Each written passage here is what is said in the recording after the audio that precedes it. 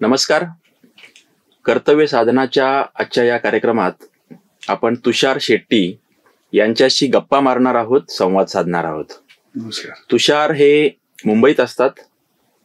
ते by profession architect आहेत आणि बाय पॅशन ते चित्रकार आहेत, पेंटिंग्स करतात, आर्टिस्ट आहेत. तर ह्या दोन्हीच्या निमित्ताने जरी आपण ही चर्चा करणार असलो तरीही आपला फोकस आजचा त्यांचं जे नवीन आलेलं पुस्तक आहे गोवन डिलाइट्स, त्यावर आपल्या पूर्ण मुलाखतीचा फोकस असणार आहे आणि त्या निमित्ताने त्याच्या अवतीभोवती अर्थातच आपल्या या गप्पा होणार आहेत. तर मला असं दिसतं की साधारणतः 20-25 वर्षापूर्वी मी राम पराडकर या आर्किटेक्टने लिहिलेली ॲन आर्किटेक्ट नावाची एक कविता वाचली होती आणि ती मला खूपच प्रभावित करून गेली होती. आणि आर्किटेक्ट काय काय असतो किंवा त्याने काय काय असायला हवं असं बरंच त्याच्यामध्ये वर्णन केलेलं होतं. आणि शेवटच्या 2 ओळी अशा होत्या की an architect must be rebel, आणि एकदम शेवटची ओळ होती in short an architect must be a versatile person. तर तुम्ही स्वतः आर्टिस्ट आहात, टेक्नॉलॉजिस्ट आहात, क्राफ्ट्समनशिप आणि याच्याशी नातं सांगणारे तुम्ही आर्किटेक्ट आहात, प्लस तुम्ही बाय पॅशन आर्टिस्ट आहात असंही म्हणतायत. त्यामुळे तुम्ही व्हर्सेटाईल आहात हे आता परत काही नव्याने सांगण्याची आम्हाला गरज दिसत नाही. म्हणजे आपण असंही म्हणू शकू की प्रत्येक आर्किटेक्ट हा व्हर्सेटाईल असतोच असं नाही, पण आर्किटेक्टने व्हर्सेटाईल असायला हवा असं आपण म्हणू शकतो. हा, तर आता पहिलं तुमचं हे जे गोवन डिलाइट्स आहे, तर हे पुस्तक पाहिल्यावर प्रथम दर्शनी असं वाटतं की इतर सर्व लोकांनी जो काही गोवा पाहिलेला असतो तो तर तुम्ही पाहिलेलाच आहे, मात्र त्याच्या बाहेरचाही गोवा पाहिलाय आणि इतरांनी पाहिलेला जो गोवा आहे त्याच्याकडेही तुम्ही तुमच्या जरा वेगळ्या दृष्टीने पाहिलेला आहे. बरोबर. तर पहिला माझा प्रश्न असा असेल की ह्या गोव्याच्या प्रेमात तुम्ही कसे पडलात आणि त्याची सुरुवात कशी झाली आणि तुम्ही पेंटिंग्स पर्यंत कसे आलात की आपण याचे पेंटिंग्स करावेत? येस.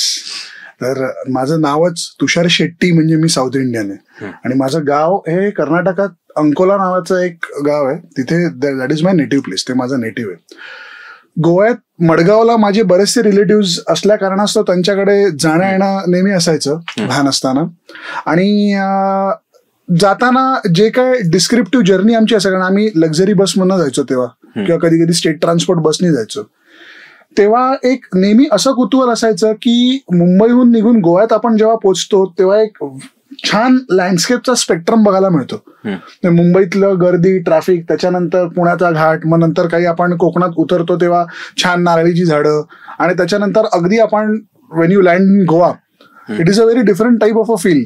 म्हणजे थोडक्यातच सांगायचं झालं तर मुंबईतल्या किंवा महाराष्ट्रातल्या पूर ह्या पाट्या एम मध्ये कन्वर्ट होतात. तिकडे बिचोलेम, कोवलेम, जे इकडे आपण पूर लावतो. That was the first insight of I actually was excited to know हे असं काय. सेकंड थिंग म्हणजे तिकडले लहान असताना मी जायचो तर firstly Goa is a very simple place. It has lot of colours, it has a very beautiful clean sky, आणि colours is one thing which always excites a child. So that is my first excitement towards Goa. आर्किटेक्चरमध्ये आलो जेव्हा, तेव्हा आमच्या first इयरमध्ये आम्ही Goa tour केलेली होती, जिथे Goan materials, architectural construction materials, construction technologies काय आहेत, कसं बांधलं जातं एक लोड बेरिंग घर without use of concrete, laterite, चिऱ्याच्या दगडाने आपण जेव्हा बांधतो तेव्हा what is the beauty of it, किंवा what is the ordering of space, किंवा फॉर्म किंवा प्लॅनिंग कसं आहे त्याचं, हे आम्ही अभ्यास करायला तिकडे गेलो होतो. So that is the first point which triggered me to look upon the fact that yes, there is a sound of architecture which Goa is giving, it is tinkling for, and that is something which is a little unheard. कारण पोर्तुगीज invention, त्याच्यानंतर Indian way of construction, this is, हे थोडासा माझा excitement होतं की हे कसं असेल, काय, how is this being build. त्याच्यानंतर definitely as I always had a wide love for drawing and painting, हे प्रेम कुठेतरी बाहेर यावं असं नेहमी वाटत होतं. ते बाहेर येण्याचं माध्यम काय हे मी नेहमी शोधत होतो. तर म्हणतात whatever you have the best you have to use it at your best. So I could paint और I could draw the best. and I could make some poems or I can narrate something the best. बोलो चलो let's use that and let's compile that. And of course this took a lot of time for me to think and give a very rich thought over it. And that is how this book is born. तुम्ही जसं म्हणाला होतात की तू पाहिलेलं Goa is the difference is every common man who goes to Goa basically तो बघतो beaches जातो party करतो तिथे 2-3 दिवस कुठेतरी रिसॉर्टवर थांबतो काहीतरी खातो पितो लोकल काहीतरी हे करतो गोव्याच्या फुलांचा टी शर्ट घालतो फोटो काढतो आणि येतो परत. But Goa is very much beyond that. तर Goa basically lies in the nativeness of its setting. तसं मी एक्सपिरियन्स केलं. तर हा नेटिव्हनेस म्हणजे काय ते त्या पुस्तकात मी कम्प्लीट उतरवायचा प्रयत्न केला. बरोबर आहे. नेटिव्हनेसचा हा मुद्दा मांडलाय म्हणून की बाहेरचे सगळे लोक जातात. मी पण 2 वेळा गेलो. ते 1 किंवा 2 दिवसासाठी जातात, टुरिस्ट म्हणून जातात आणि ते त्यांचे गाईड जे काही ठिकाणं दाखवतील आणि स्वाभाविक आहे त्यांची पण मर्यादा असणार. तुम्ही 1 किंवा 2 दिवस जर थांबणार असाल तर गोवा म्हणजे एका जिल्ह्या एवढे महाराष्ट्रातल्या ते तुम्हाला बसमधून महत्वाचे ठिकाणं फिरवतात. बरोबर. टेम्पल्स, बीचेस आणि चर्चेस 3च मुख्य ठिकाणं. तर हे 3 महत्वाचा भाग आहेत. परंतु नेटिव्हनेस त्यामधून येत नाहीये. नेटिव्हनेस येण्यासाठी तिथल्या समाज जीवनाशी समरस होणं, जास्त काळ राहणं हे व्हायला हवं. तर ते तुम्ही कसं मिळवलं आणि मग चित्रांच्याकडे कसं आलात? हे नेटिव्हनेस एक्सपिरियन्स करण्याकरिता मी काही काळ गोव्यात गेलो होतो नुसतं ह्याचा नेटिव्हनेस बघायला. मी कुठलंही हॉटेल बुक केलं नाही किंवा मी कुठेही असा मुक्काम म्हणून माझं काहीतरी कसं जायचं काय करायचं I did not plan anything. मी फक्त गोव्याला पोहोचलो आणि गोव्याला पोहोचून मी थोडासा स्टडी केला होता फ्रॉम गुगल मॅप्स किंवा from what ever is present on internet. असं बघून मी 2-3 अशा गावांमध्ये गेलो जिथनं गोव्याच्या खूपशा गोष्टींचा बर्थ झालाय. फॉर एक्झाम्पल तिथे आरपोरा नावाचं एक गाव आहे, केवलोसिम नावाचं गाव आहे, कलंगूट बागाच्या थोड्या आतमध्ये अशीच लहान गाव आहेत विचार असं फॉरगॉटन हॅमलेट्स म्हणतो ना तसे आहेत ते. तिथे जाऊन तिथे काही काळ local as a backpacker tourist म्हणून थांबलो, तिथे राहिलो. तो पहिल्यांदा आस्वाद घेतला की okay this is what is native. नाही, it is when you paint it is necessary to experience the air of what you are painting, otherwise ते ड्राय होतं. So experiencing the air of the place was the first challenge for me, or was the first exercise for me. तिथली हवा कशी आहे, तिथल्या हवेत ती हवा काय तुम्हाला सांगते. प्रत्येक शहराची प्रत्येक ठिकाणाची हवा एक वेगळा काहीतरी सांगत असते. जसं आपण म्हणतो की पाणी बदलतं तशी हवा देखील बदलते.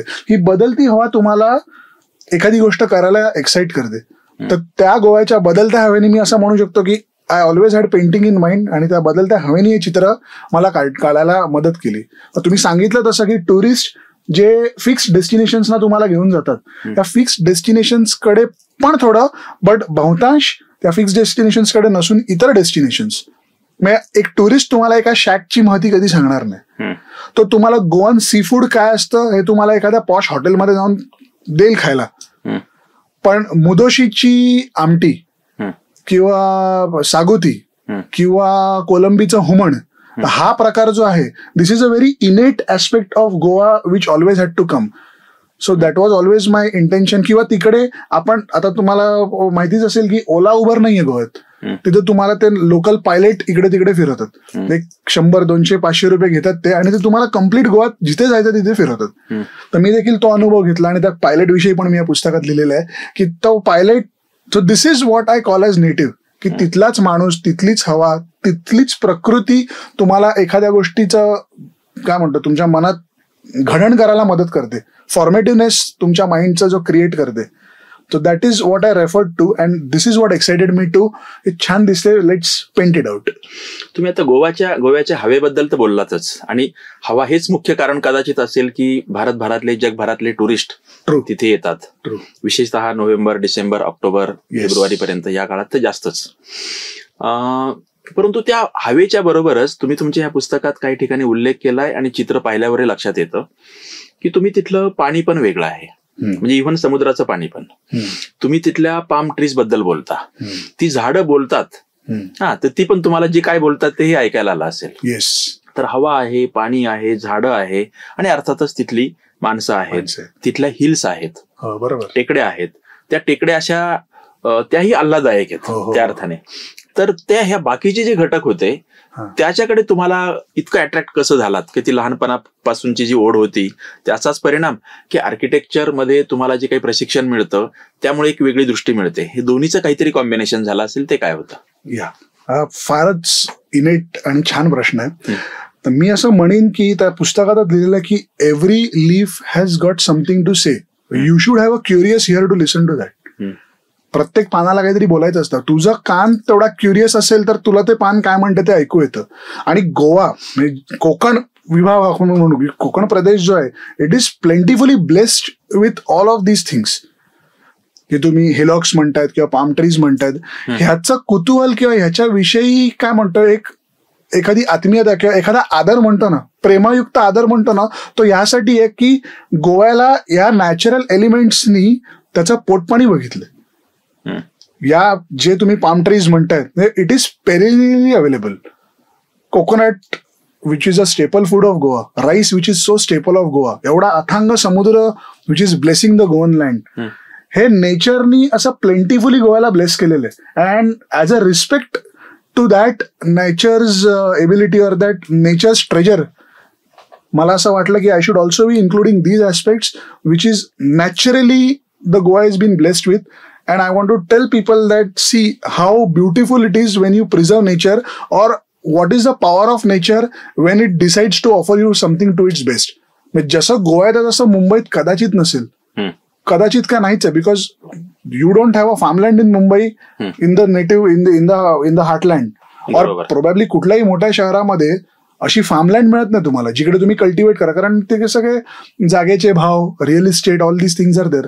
अनफॉर्च्युनेटली काही प्रमाणामध्ये गोव्यात पण ते होतंय, but most of the part is blessed with the natural settings and people are plentifully respecting that natural setting and they are multiplying the yield which nature has given them. तसं so त्याला एक आदर म्हणून किंवा त्याचा एक respect म्हणून मला असं वाटलं की these aspects should be considered. मुंबईत तसं शक्यच नाहीये, परंतु मुंबईच्या जवळ वसईला मी जेव्हा एकदाच गेलो तेव्हा मात्र मला गोव्याची आठवण आली होती. वातावरण very correct. Portuguese influence, because पोर्तुगीजांनी जसं गोव्यामध्ये हे केलं होतं तसं this was also a place of their administrative power, Vasai.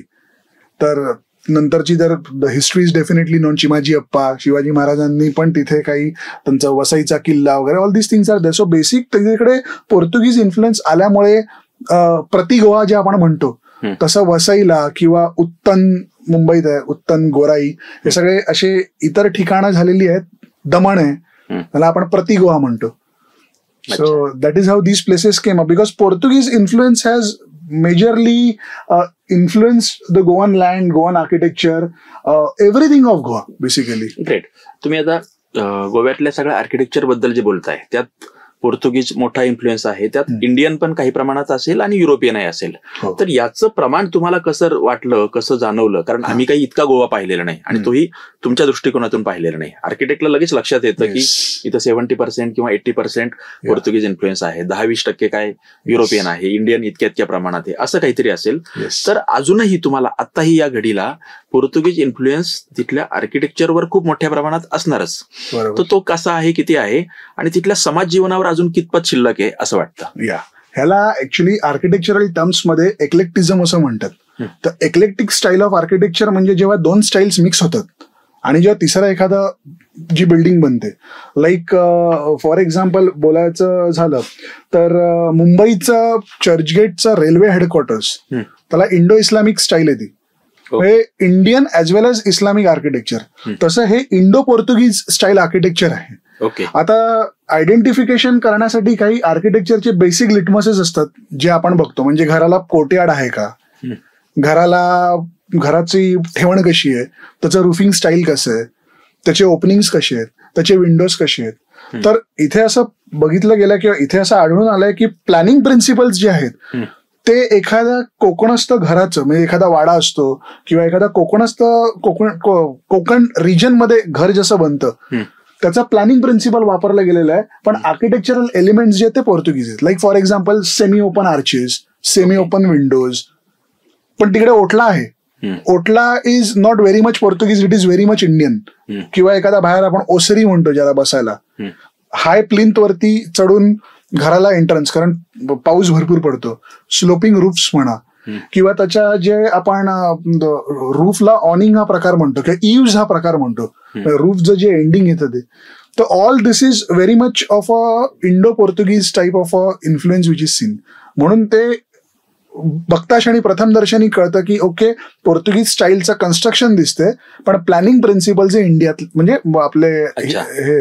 आणि त्याचंच एक्झाम्पल म्हणून एक 2 घरांची चित्र अशी पण आहे त्याच्यामध्ये, जे स्पेसिफिकली बाजूबाजूलाच आहे त्या पुस्तकामध्ये, to explain that this is the difference. Okay, घरांच्या बद्दल ते असेल, हॉटेल्सच्या बद्दल तसंच असेल, इंडो पोर्तुगीज, इव्हन काही प्रशासकीय इमारतीबद्दल असेल, तर तिथल्या टेम्पल्स बद्दल पण तसंच आहे का? मंगेशी टेम्पल पण मी 2 वेळा पाहिलं. तर मंगेशी टेम्पल असंच इंडो दोन्ही आहे. हो, आता मंगेशीपेक्षा जास्त सगळ्यात ब्राईट एक्झाम्पल येतं ते शांतादुर्गा टेम्पल. अच्छा. टेम्पलवरती डोम हा प्रकार सहसा इंडियन ट्रेडिशन मध्ये आपल्याला कुठे आढळून येत नाही. म्हणजे you don't get to see a dome over a temple. शिखर असतं. पण गोवन टेम्पल्स मध्ये त्यांनी जे फिनियल किंवा त्याचा पिनेकल आपण ज्याला म्हणतो किंवा रुफिंग म्हणतो, ते डोम दिलं. Dome is a Portuguese style of architecture. आपण इथे कोरीव काम भरपूर करतो आपल्या टेम्पल्स मध्ये. गोवन टेम्पल्स मध्ये कोरीव काम नसून फसाड डेव्हलपमेंट भरपूर आहे. म्हणजे जर तुम्ही त्याचं डोम बघितलं तर त्याचं नेकिंग म्हणतो, ज्याच्यावर तो डोम प्लेस्ड आहे, that is a octagonal tower. Octagonal shape हा तुम्हाला पोर्तुगीज स्टाईल मधनं आल्या कारणास तो काही उंच बांधायचा असेल तर स्टेबिलिटी ऑफ कन्स्ट्रक्शन आणि हाईट मिळण्याकरिता the easiest way of constructing a tower is octagon. अच्छा. तर असं आर्किटेक्चरनी टेम्पल आर्किटेक्चर देखील इन्फ्लुएन्स झालं. आणि not to say anything, not to forget the fact, Indian builders किंवा इंडियन मेसन्स काम करत होते तिकडे. भले त्याचं पोर्तुगीज इन्फ्लुएन्स असला तरी इंडियन नेस आणण्याचं कारण is most of the Indian builders or the masons were Indian. So Indian details has already had a place to come in those temples. Great. आता आपण तुमच्या या पुस्तकामध्ये बरीच चित्र आहेत आणि पुस्तकात न घेतलेली पण आणखी बरीच शिल्लक असतील. तर तुम्ही पेंटिंगला एक्झॅक्ट सुरुवात कशी केली आणि किती कालखंडामध्ये ही सगळी चित्र काढताय, आणि मधल्या काळात तुम्ही काही प्रदर्शनं पण भरवलीत आणि लवकरच तुमचं गोव्यामध्ये पण याच सर्व चित्रांचं प्रदर्शन होणार आहे. तर मी म्हणेल की तुम्ही सुरुवात कशी केली, कोणती चित्र काढायला सुरुवात केली, कोणते कोणते प्लेसेस तुम्हाला आधी खुणावत होते, कोणते कोणते सेक्शन्स म्हणू आपण याच्यातले ते खुणावत होते, त्याबद्दल थोडं सांगितलं तर आपल्या या व्हिडिओमध्ये तुम्ही ज्याचा ज्याचा उल्लेख कराल या पुस्तकातल्या चित्रांचा, ते चित्र पण आपण दाखवू शकू प्रेक्षकांना. त्याबद्दल तुम्ही सांगू शकता. येस. तर या पुस्तकामध्ये बेसिकली सुरुवात कुठनं केली is a very nice it's a very nice question. प्रत्येक वॉटर कलर आर्टिस्ट किंवा प्रत्येक आर्टिस्ट सगळ्यात सोपं चित्र पहिला निवडतो काढायला, कारण ते दिसायला छान दिसतं. आणि ते म्हणजे आपल्याला लहानपणापासून जी आपण सिनरी करत आहोत.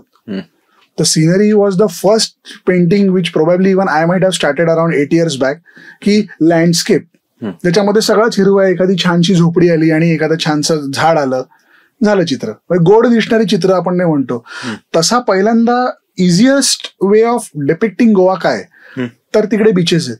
तर ही बीचेसची काही चित्र तिकडनं मी सुरुवात केली. आणि माझ्या पुस्तकाची सुरुवात पण तशीच मी याच्यामध्ये उल्लेख केलेला आहे की you have to you start from a beach and you don't know very when, but you definitely start from a beach because Goa is beach.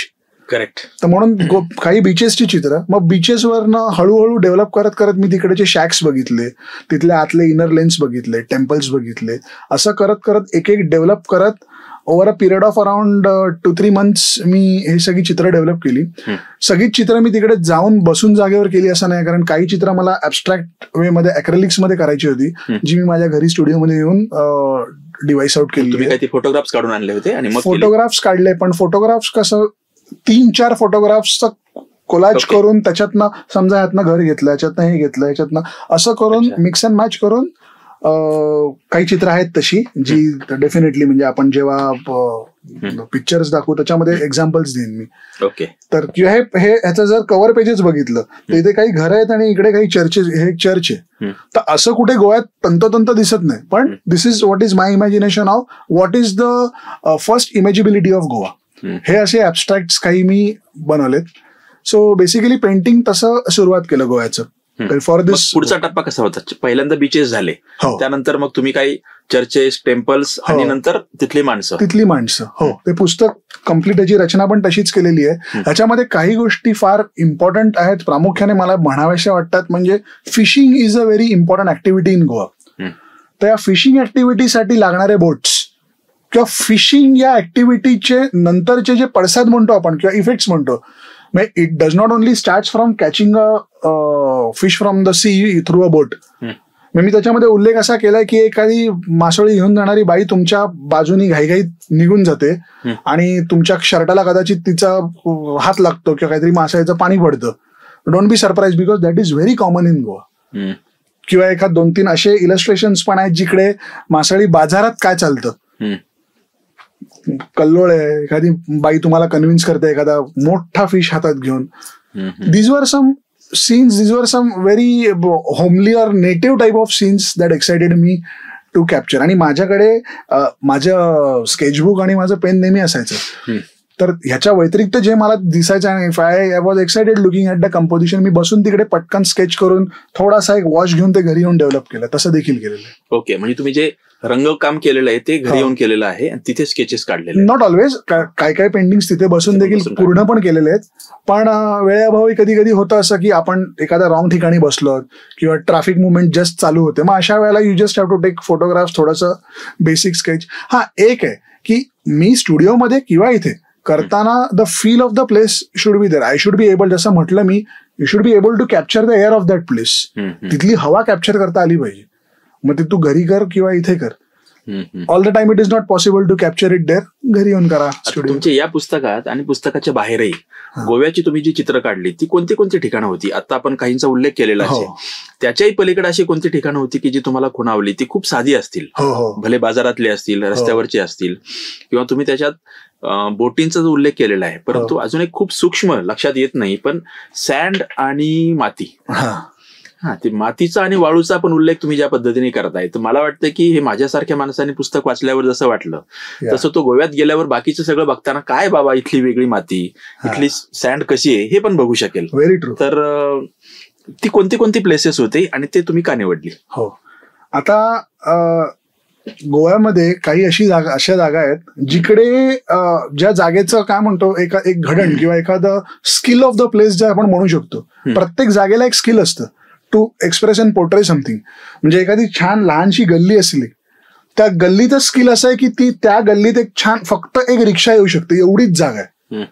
This is something which again excited मी. कारण आरपोऱ्याला मी जेव्हा गेलो होतो, आरपोऱ्याला एक चित्र आहे त्याच्यामध्ये की एक रिक्षा होती, तिला खूप वेळ लागत होता बाहेर यायला, वाळू होती खाली, वाळूत तिचं चाक पण थोडंसं फसलेलं होतं, पण तरी देखील तो रिक्षावाला ती रिक्षा तिकडनं बाहेर काढत होता. This is Goa.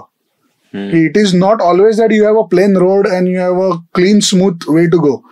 This is what excited me. किंवा एक बोटीचं चित्र आहे ज्याच्यामध्ये बोटीत आपल्या गाड्या घालून त्या रिव्हरच्या त्या साईडला ती बोट घेऊन जात होती. ते बेतीमला हा प्रकार बघितला. तर बेतीमला तर people were loading their cars inside the boat. तर असा प्रकार गोराईला होतो, पण गोराईला कार्स नेत नाहीत, फक्त बाईक्स नेतात.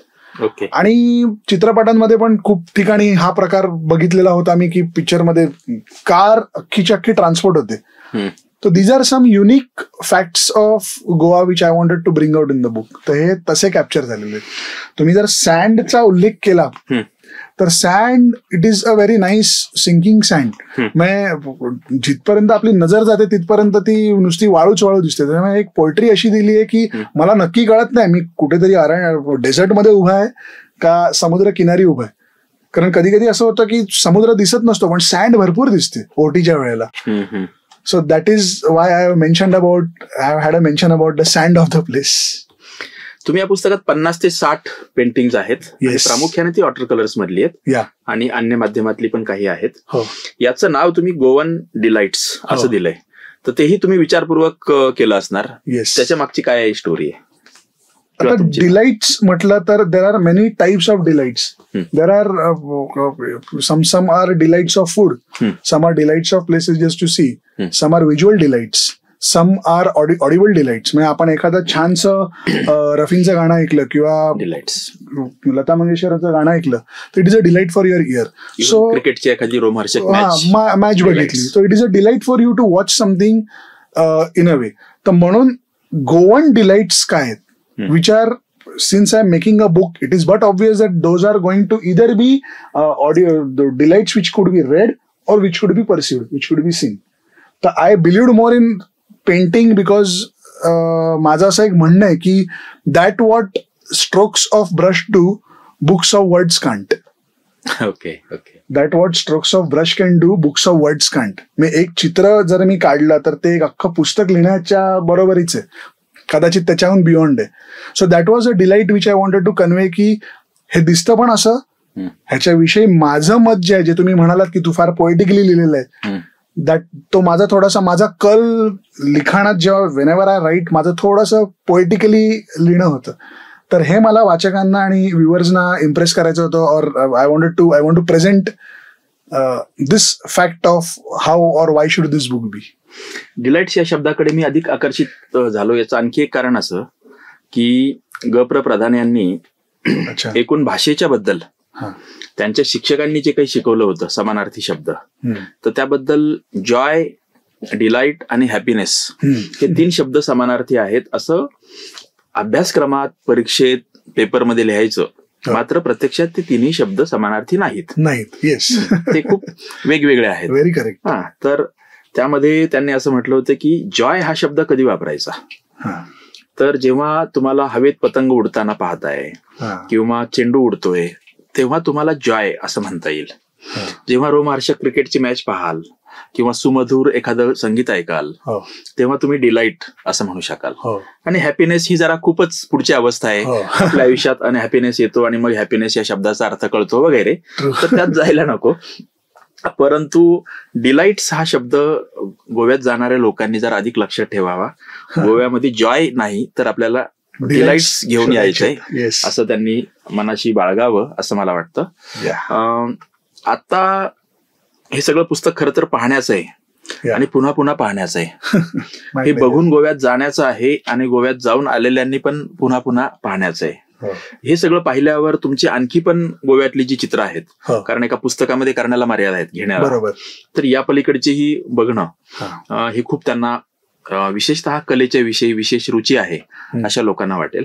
पण मग हे सगळं पुस्तक बघून कोणाच्याही मनात असाही प्रश्न येईल की याच आर्टिस्टने आणखी कोणती कोणती चित्र काढलीत गोवा सोडून, तर त्याबद्दल आम्हाला जरा, तुमची 2 पुस्तकं आलीत असं मगाशी आपल्या अनौपचारिक चर्चेमध्ये तुम्ही सांगत होता, तर ती 2 पुस्तकं किंवा अन्य पेंटिंग्स ही गोव्याच्या आधीची होती, नंतरची होती आणि काय स्वरूपाची आहेत? माझं पहिलं पुस्तक जे मी केलं that is whistles and chugs, because I had been a rail fan since my childhood. तर मला इंडियन रेल्वेज विषयी, इंजिन्स जे इंडियन, ज्याला आपण लोकोमोटिव्ह म्हणतो, त्याविषयी मला खूप कुतूहल होतं. हे पुस्तक करण्याचं कारण असं होतं की सामान्य माणसाला एक इंजिन आहे की इंजिन असतं, पण त्याच्यामध्ये पण किती प्रकारचे व्हेरियंट्स आहेत. त्या पुस्तकात मी इलेक्ट्रिक इंजिन्स आणि डिझेल इंजिन्सचे अराउंड 30 to 40 व्हेरियंट्स जे इंडियन रेल्वेजनी आपल्याला बहाल केलेले आहेत, राईट फ्रॉम पहिलं डिझेल इंजिन कोणतं होतं पासून आतापर्यंतचं डिझेल इंजिन कोणतं आहे, त्याची हाऊलिंग कॅपॅसिटी काय आहे, ते काय घेऊन जातात, म्हणजे पॅसेंजर हाऊलिंग आहे का, गुड्स हाऊलिंग आहे का, मिक्स्ड हाऊलिंग आहे का, शंटिंग इंजिन्स आहेत, म्हणजे फक्त डबे इथनं घेऊन जा तिथे जोडा, असे वेगवेगळ्या प्रकारचे ते इंजिन्स होते. आता सामान्य माणसाला engine is a very big loud thing which is there on the Indian railway landscape. त्याचा एक मऊ भाताचा घास करून जर मला द्यायचा असेल की बाबा रे ही इंजिन जर तू बघत असशील तर या इंजिनचे स्पेसिफिकेशन्स हे आहेत, ही इंजिन तुला इथे इथे दिसेल आणि या इंजिनचं असं असं काम आहे, तर नेक्स्ट टाइम जेव्हा तुम्ही रेल्वे स्टेशनवर जाल आणि ती इंजिन बघाल तर तुम्हाला आठवलं अरे हा त्या पुस्तकात तुषारने लिहिलं होतं की ओके WDP-5 आहे किंवा WDS-6 आहे. WDS म्हणजे त्या इंजिनचं नाव आहे ऑफकोर्स. तर WDS-6 is a shunting engine, म्हणजे ती फक्त येल्लो कलरची इंजिन 2 डबे घेऊन पळते इथे तिथे. ते 2 डबे कशाला असतात, कारण ते 2 AC चे डबे ट्रेनला लावायचे असतात तसं. तर ह्या ज्या गोष्टी आहेत त्या मला वाचकांना सांगण्याकरिता that was something which I had in mind, की मला या गोष्टी ज्या कळल्या आहेत, या गोष्टींचा ज्याचा माझा अभ्यास झालाय ते वाचकांपर्यंत पोहोचावं, त्यासाठी हे व्हिसल्स अँड चग्स झालं. सेकंड पुस्तक जे आलं ते मुंबई मेटाफर्स झालं. तर मेटाफर्स म्हणजे metaphor is a identity or a imageability of a place. म्हणजे जसं आपण पुणे म्हटलं तर Shaniwarwada is the clear metaphor of Pune, तसं मुंबई काय तर आपण म्हणू की विटी स्टेशन, CST किंवा गेटवे ऑफ इंडिया, पण नाही, तसं नाहीये. That is definitely a huge metaphor for the city, but every place in Mumbai has a metaphor which speaks and stands for its testimony. For example Bandra station, आणि architect असल्यामुळे त्याच्यामध्ये purely architectural expression, की त्याचं roof कसं आहे, त्याचे Windows कसे आहे, त्याचे लाईट कसं घेते ते, ह्याच्यावर स्टडी करून मेटाफर एक साध्या नॉन आर्किटेक्टनी समजा जरी घेतलं ते, तर he will understand all aspects of architecture which are expressed through my paintings. तर मुंबई मेटाफर्स हे एक पुस्तक झालं, त्यामध्ये around 60 to 65 paintings of Mumbai आहेत.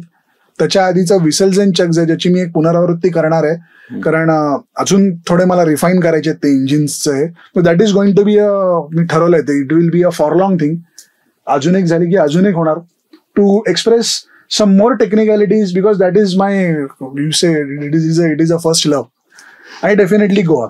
गोवा नंतर बघू आता, there are some other places if that air excites me. प्रश्न मला विचारायचं की आता हे 3 पुस्तकं झालीत, आणि 3ही अतिशय इंटरेस्टिंग, वेगळे टॉपिक आणि लोकांना वेगळ्या दृष्टीने पाहायला प्रवृत्त करणं किंवा मदत करणं यासाठी ते उपयुक्त ठरतील.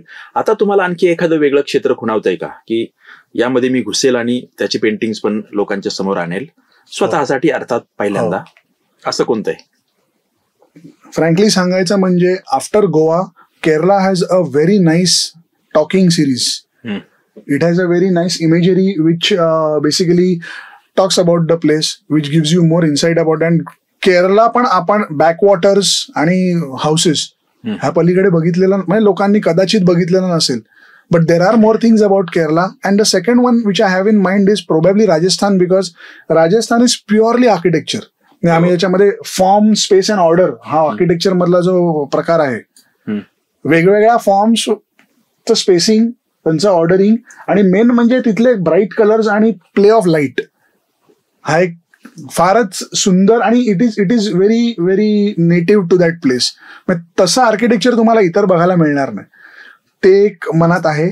आणि अजून एक कदाचित probably some time is then cities करून एक माझ्या मनात आहे. एक आपण ज्याला डेन्सिटी म्हणतो, घनता, तसं डेन सिटीज.